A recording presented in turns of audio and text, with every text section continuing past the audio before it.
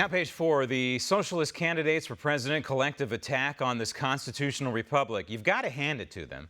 These Democrat candidates for president, who are the most radical grouping the party has ever proffered, are very creative about hiding their not so thinly veiled attempt to destroy liberty in America. This maniac, Andrew Yang, wants to give everybody who he decides deserves it, $1,000 a month. It's a nice little stipend just because. And then there's Senator Cory Booker, deranged New Jersey, who is floating the idea of baby bonds.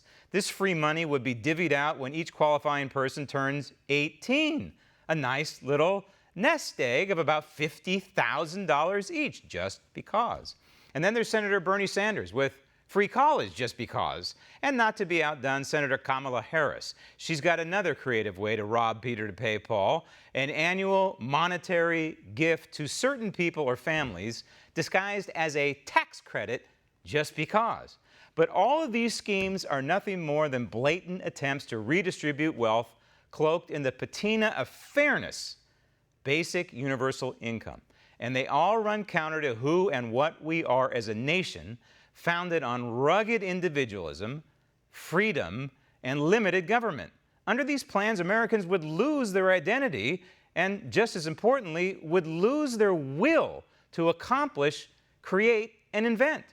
If our society were to go down this path of blatant socialism and massive government dependence, then we would lose the very core of this republic.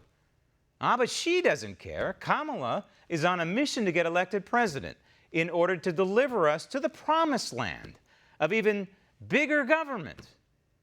As far as I'm concerned, when we truly have justice in our country, it will mean that we have economic justice, we will have housing justice, and we will have educational justice. Stop tape. Okay, I think I understand what she's talking about with economic, but educational and housing.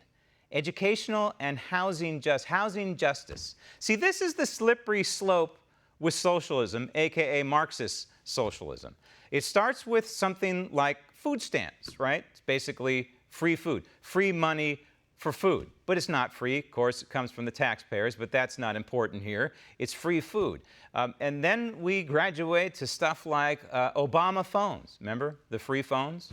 And then we move to free health care.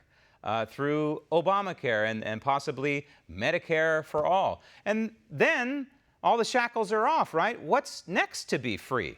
Well, I guess she's talking about free housing. But of course, it's not free. I will pay for it. You will pay for it. Working, functional Americans will pay for it. And I've always joked, why not the Refrigerator Act?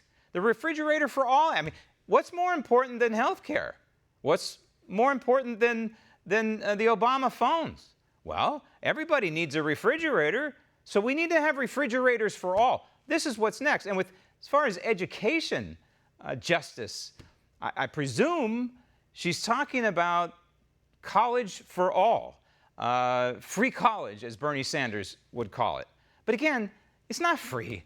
It would be built on the backs of working, functioning Americans. But this is what socialism is all about. It's all about taking over here from this person and giving over here to this person, with government in the middle as the taker and the giver, so government is in charge. That's what she wants. Roll tape.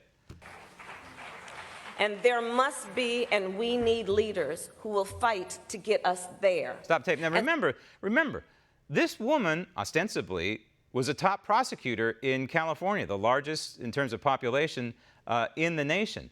And so here she is proffering this socialism, not a word about the United States Constitution. And that the Constitution is designed to protect liberty. That's why we have the Constitution, to protect liberty. The Constitution doesn't exist to do what she's doing, which is trying to create new laws and bigger government. That's not why we have the Bill of Rights. Roll tape. So to move toward economic justice, I have proposed Stop tape. Economic justice is basically a coded way of saying there's income inequality in America. And in a free market society, yes, we have income inequality. And we have it for a reason.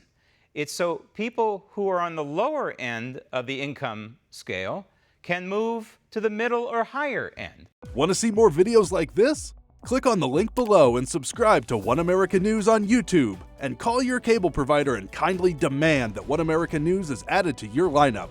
Call and subscribe today.